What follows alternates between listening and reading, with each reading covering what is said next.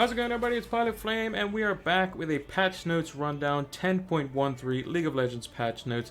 Let's get right into it. As always, we're going to be looking at both competitive and solo queue, and we'll see what has been changed, and then hopefully we'll be very happy because last few patch notes have been kind of all over the place, specifically for League of Legends and TFT, but mainly League of Legends. So let's get right into it. So we got some Pool Party skins. Pool Party Syndra, Heimerdinger, Jarvan, Orianna, and Taliyah. Looks good, looks good. Those are the highlights there of the champions that are getting buffed and nerfed. So let's get right into it. So Aphelios, base stats, base attack damage growth lowered to 2 from 2.2. No longer resets chakram on epic monsters. Turret range indicators no longer show in spectator mode. Okay. And then his ult got 60% of its bonus attack damage taken off on the R. I think Aphelios is in a spot where he shouldn't be being blind picked in competitive play, even though a lot of teams were doing that in specific regions.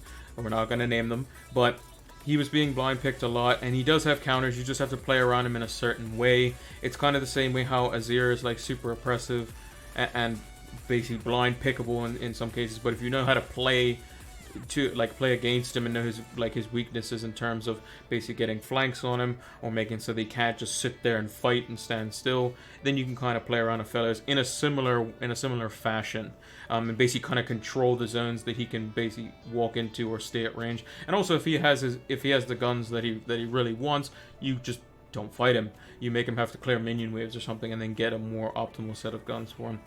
This will probably affect solo queue more than it'll affect competitive play, but we'll have to see in that regard. Solo queue definitely because of the chakra reset, and it'll just be, you know, less AoE damage with his ultimate.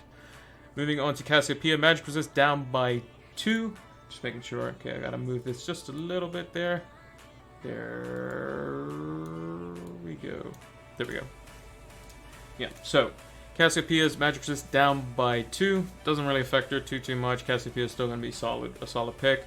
I don't think she's going to be going anywhere. She's going to be played in top because she's still a ranged champion. She's going to be played in mid. She's going to be played in bot. But most preferably probably in mid still. So let's take a look at the next champion here. So we have Gnar. Gnar E, increased attack speed and duration increase.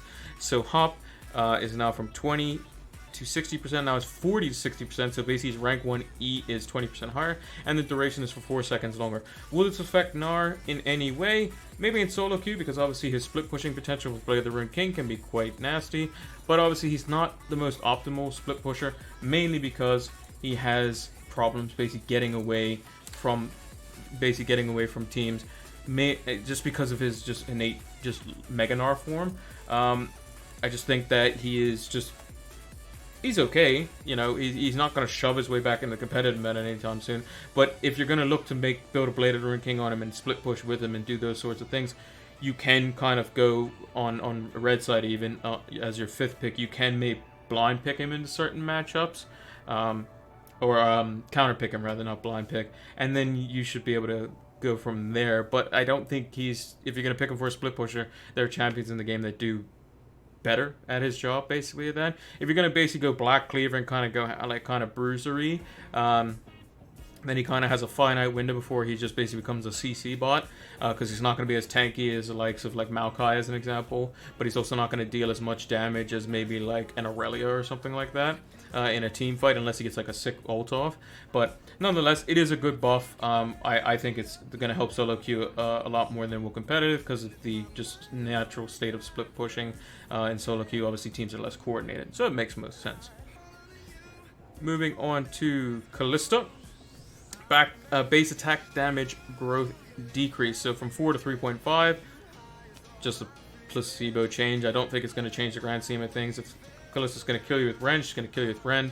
She's going to slow you down, she's going to slow you down. If she's going to chase you down, she's going to chase you down. She'll just do very marginal less damage. Don't think it will affect anything too much at all. Next, we are looking at Kog'Maw. So people said they were very interested in this. Let's see. Q damage ratio increase as well as R damage ratio increase. Okay, so his damage ratio goes up by 0.2, so that is a 40% buff from its original value, and up by, I think that's 40% as well on his R. So this could also help on hit Kog'Maw as well, because obviously Ginzu's Rage Blade does give you ability power, but also this is going to be very good for AP Kog'Maw. We can see something like maybe a Liandry's, Luden's, Rylai's type build, similar items that you maybe build on like a Malzahar or something like that, and just be a very oppressive come to mid to late game as a long range type of mage. Potentially something that could counteract the likes of Azir or those types of control mages that just try to outrange you.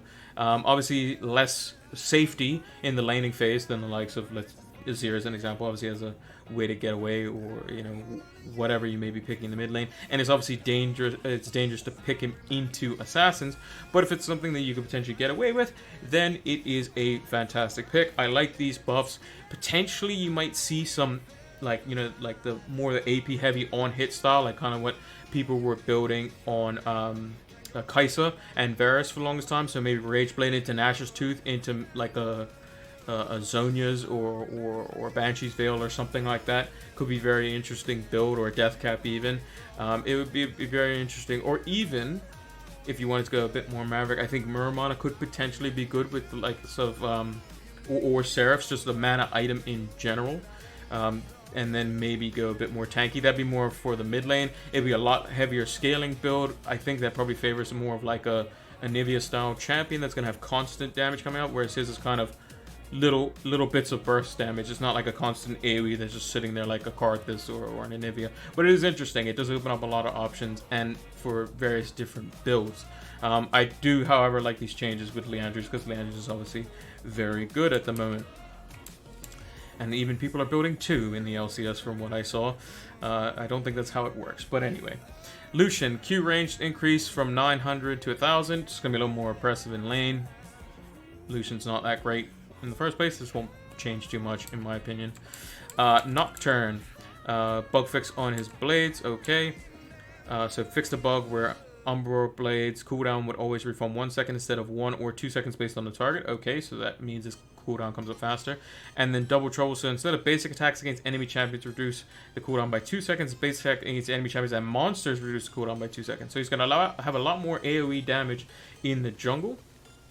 Good for jungle Nocturne. It's obviously very good for solo queue. And it's quite good for mid lane Nocturne as well, because he's going to be taking some of the Wraith camps, some of the Wolf camps, just because he clear them quite fast. If you have more of a ganking style jungler, there's going to be single target. Like let's say if you have a Lee Sin jungle or something like that, they're going to be trying to do Gromp. They may be doing Wolves, and they'll be looking to do contest scuttles and kind of gank quite heavily. Maybe invade on buffs and that sort of thing. And you can have Nocturne kind of just eat the wave mid, roam off, get the Wraith camp on his way down to a gank bot or something like that. So it could be interesting. I think obviously this will affect solo queue a lot more. May see some picks kind of crop up in the competitive nature, but we'll have to see on that one. I think it's kind of less so competitive and more so solo queue. Nunu, so his damage ratio was increased by 0.15. And his healing ratio was increased by 0.2. So there's some pretty big changes for AP. And then his absolute zero shield ratio went from 0.3, 0.4, 0.5 bonus health to 0.3, 0.4, 0.5 bonus health and 1.5 ability power. So that could be very big. This could be a very exciting change. This means that Nunu could potentially go top lane. He could potentially go mid lane, where it's more likely for him to manifest himself in such a way where he can build a glass cannon style AP and just be kind of a nuisance and counter jungling and that sort of thing. And even with a low economy style build, he's still going to be able to do a lot of damage with just 1 to 2 items. Kind of how Rumble manifests himself in mid-game team fights around objectives. So I can see that being something that he could basically work around. I can see him also building a Roa and still being quite powerful, kind of in the way how Anivia or Ryze sits on Roa and Tyr, and they're just really strong with Sorc boots or Merc Treads depending on the game. I think this is a great change, and obviously it's going to make his clear speed a lot faster. It's going to make his objective control a lot faster, and it may bring out different builds in the jungle rather than just a boring tank style Nunu that just kind of gets in the way. Now he's going to be more of a threat. He's going to be AoE control, and you're going to have to kind of play around him because you never know when you walk into a bush and all of a sudden you're being slowed, and then it's absolute zero, and then it does your entire health bar. So that should be fun to play. Aura passive health and mana items now retain previous health and mana percentages. So basically when you buy an Aura item on Aura now, what happens is you immediately get the health or mana. What they're doing is they're changing it so that that doesn't take place. You have to still regen that back. I think this is a fine change, but unfortunately some people still don't even know how to build Ornn, so that's kind of something that, you know, if this is a change that they're making and people don't even know how Iceborne Gauntlet is just never worth it, you should always basically build Abyssal Mask based on the numbers. Basically that's only if every member on your team does not do any magic damage and the entire enemy team is AD, then you would even consider Iceborne, and then even still you would probably build Abyssal Mask, and that's obviously a rare, very rare case anyway. But Abyssal Mask Sunfire Cave is the best value, and you're going to get the most stats out of it and that sort of stuff. So I think it's a whatever change, but again, people don't know how to build Ornn properly. Rakan Grand Entrance from 70 to 270, now 70 to 290. So we're going to be looking at his, obviously his level 9 rank is only up by 20. He's going to max that first. In lane, if you start to go for it, it's only 10 extra damage. Not going to really change too much, although it is a nice little damage buff from Rakan as he is going in, so he should be rewarded for that, I guess. Rise base magic resist and attack damage increased, so his magic resist up by 2 and his attack damage up by 2 as well. The attack damage doesn't really matter too much, unless you're building a Sheen item, in which case Rise isn't, and he doesn't really do too much damage to turrets because he builds mana until super late game. And then magic resist being up slightly could help him a little bit in the obviously magic damage oriented matchups such as Cassiopeia, which is a counter to him, and she obviously had her magic resist drop down, so it probably helps a little bit, probably more so in mid lane than in top lane. Not going to really change too much, though. You're going to pick Rise in the spots where he's going to be okay in the very niche scenarios on red side. Syndra, Q cost increase. So she has her mana cost from 40 to 80 mana on her Dark Sphere, now 60 to 80 mana. This is not going to change the way Syndra is played in competitive. It may affect solo queue, but in competitive play, the way you want to beat Syndra is you want to attack her mana pool anyway. You want to make her miss spells, you want to make her consume all of her mana so that she basically can't get you and has to back before she has the likes of Lost Chapter, as an example, to where she's just going to be an infinite sustain bot, especially with blue buff, and just be able to solo kill you with just Lost Chapter. And if you can obviously get her to back before she has the amount of gold required for that item, it's obviously fantastic for you, especially if your item is cheaper. I believe Lost Chapter is 1300, so if you, let's say you're Zed as an example, obviously it's a kind of solo queue oriented example. Zed probably wants to go back and buy a Serrated Dirk, which is 1100. So basically, once you have 1100, you want to make sure that Syndra doesn't have 1300 and she's on 0 mana, that she's forced into a terrible back, so you can go back, get your item, come back, she's just on pieces, and then you have the level 6 advantage. Or even Hex Drinker is 1400, and you obviously you want to use your energy basically to burn her mana before she obviously hits 6 or gets within lethal range, and she still has mana to do so. So yeah, probably not going to change too much competitive, maybe a little bit in solo queue. Vi, Q cooldown decreased later, so it's from 12 to 8 seconds, now 12 to 6 seconds. This will help solo queue out a lot. It'll help competitive Vi out a little bit as well. The main thing you want to be looking at is your level 3, your rank 3.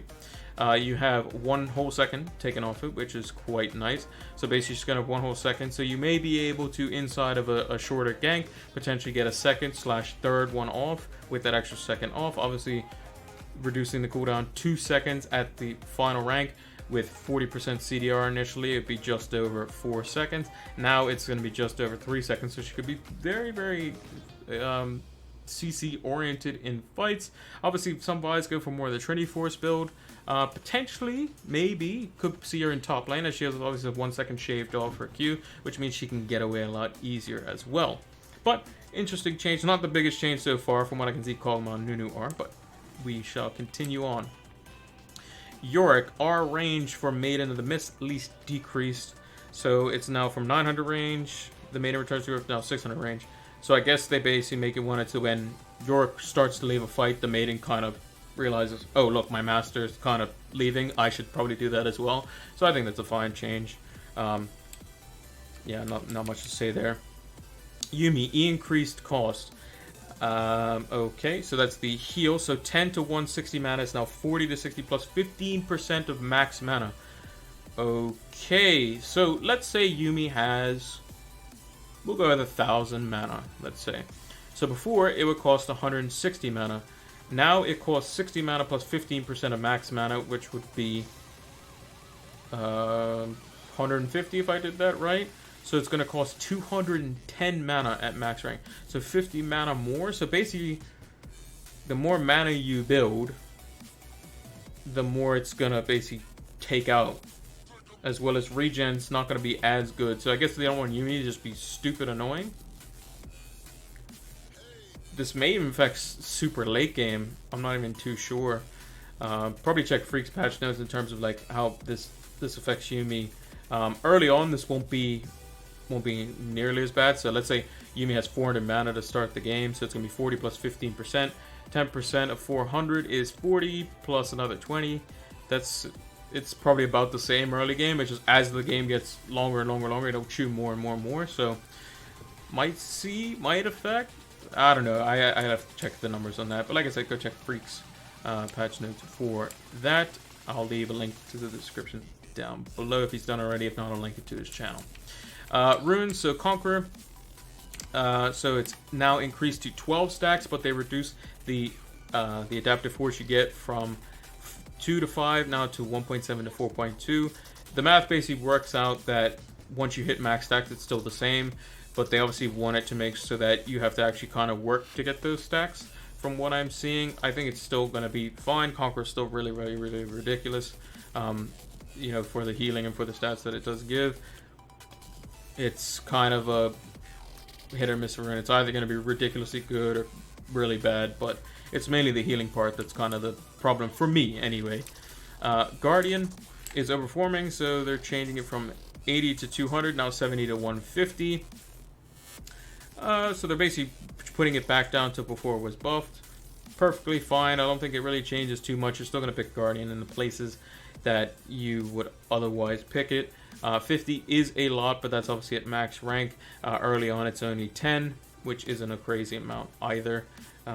Maybe saves you half an auto throughout the landing phase, but not too much there. Probably not too big of a change. Death's Dance, so base post mitigation storing decrease for range champions, so from 20% now to 10%. Sure. I think Death's Dance is a lot better on melee. Some of the melee champions that use it anyway. I think it was designed that way. I guess they just don't want a ranged champion to kind of abuse, you know, the item itself when it was designed for more of a melee champion in the first place. So it makes sense. Not going to be too crazy of a change. I don't think ranged champions are winning it that much from what I know. I could be wrong. But yeah, Death Dance is a good item anyway, so you'll build it on the champions that want to use it. Champ Select, Report, and Mute testing. Okay, so they're going to be able to make it so that you can mute or report people in Champ Select. Interesting.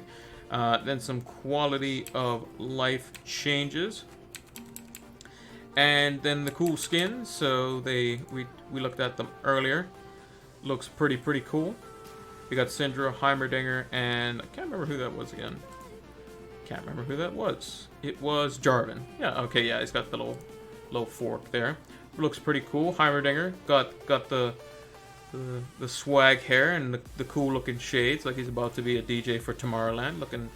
Looking pretty cool. We got Orianna, who's got her water ball there, as well as Talia, who's riding the waves rather than riding on the rocks, which is obviously, you don't want to be riding around the rocks in the ocean because that's probably going to end up getting you hurt. So, and then we got the different chromas here. Let's take a look at the Orianna ones. I think they all look pretty cool. I like this one right here probably the most. Looks pretty cool.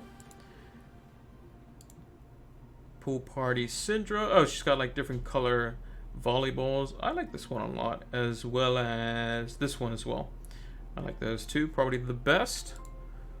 Obviously with the chroma you can kind of just play whichever one, or play one a game. Now Jarvan looks like he's kind of holding like some type of different flavor of popsicle. I don't know why. but I know he's just holding an umbrella, basically a beach umbrella. I like probably this one the most. Looks pretty cool. Then we got Pool Party Talia. She kind of, in these skins, kind of reminds me of Solitary Monk from Legends of Runeterra, if anyone knows. Looks pretty cool. We got Pool Party Heimerdinger, where he's got every dye under the sun in his hair. Probably, I honestly think that this one here is probably the best, personally. Then we got Nurse Akali, which is just basically different colors of Akali. I don't really care for this skin too much personally, but it is what it is. We got Dr. Kennen. Obviously, he's got his mask on, so this one's obviously the best one because he's wearing a mask, and everyone should be wearing a mask, especially when you're out in public and confronting strangers or people on the Summoner's Rift. Shen MDC, he's got a mask in all of these skins, so obviously all of these are good. And he's wearing Crocs because obviously he's a cool guy. So that's what he's going to do. So yeah, that's all the changes. We're just going to run through them really quickly and then kind of pick our top 3. So Felios affects solo queue a decent bit. Not going to really change too much in terms of competitive, just because people are blind picking him in scenarios where he's very counterable. We then have... clicked on Shen. Whoops. Cassiopeia. Not going to change too much. Gnar will affect solo queue because he can split push with Blade of the Ruined King, but otherwise than that, not going to affect too much. Basically, if you're going to pick a split push, you might as well pick like Fiora or Aurelia or somebody like that can utilize TP without having to have a gate where you can't use it when you're in mini Gnar, basically. And basically recharging your big form. Callisto won't change too much. Kog'Maw, probably the second to third biggest change in the patch. Might start seeing him mid in solo queue and in competitive play if a comp is built around him. Lucian won't be changed too much. You'll still pick him when you want to pick him in those scenarios, even though he's not that great. Nocturne, probably the third, I would say third behind Kog'Maw. Very good in jungle. With his clear speed, might see some competitive play in mid lane potentially as well. Nunu is the biggest change. He's going to be played AP in both jungle and in mid, and probably in top lane, and maybe even support as well. His objective control is obviously insane, and with one AP item, he's going to deal a crazy amount of damage if he gets a full channel ult off, and he's going to be able to speed down objectives as well. Ornn doesn't change anything. Ornn's still going to be picked when he wants to be picked. Rakan doesn't change anything. Ryze doesn't change anything. Syndra is still going to play against him the same way. Actually, I would say Vi is probably tied third with Nocturne. They're probably comparable. Maybe Vi has a slight edge, but I think she's going to be potentially looked at in competitive and solo queue as well. Yorick is just basically quality of life, and Yuumi, I don't think it changes too much, but I could be wrong. So like I said, I'll put a link down in the description to Freak's channel or his patch note video if he's done it already. Conqueror, you're still going to pick Conqueror because it's nuts. You're still going to pick Guardian because it's nuts. You're still going to buy Death Dance because it's nuts. And now you're going to be able to report and mute people in Champ Select. So that's going to do it for our 10.3 patch notes rundown. Make sure to subscribe to the channel if you are new. Make sure to leave a like on the video if you enjoyed it. Make sure to turn those notification bells on so you know when our new patch note videos go live, or if I post any of the gaming videos that I will be doing in the near future. Also, give us a follow over here on Twitch as well as over on Twitter so you know when we go live and when we have our latest videos posted. It's been Pilot Flame, and I'll see you in the next one.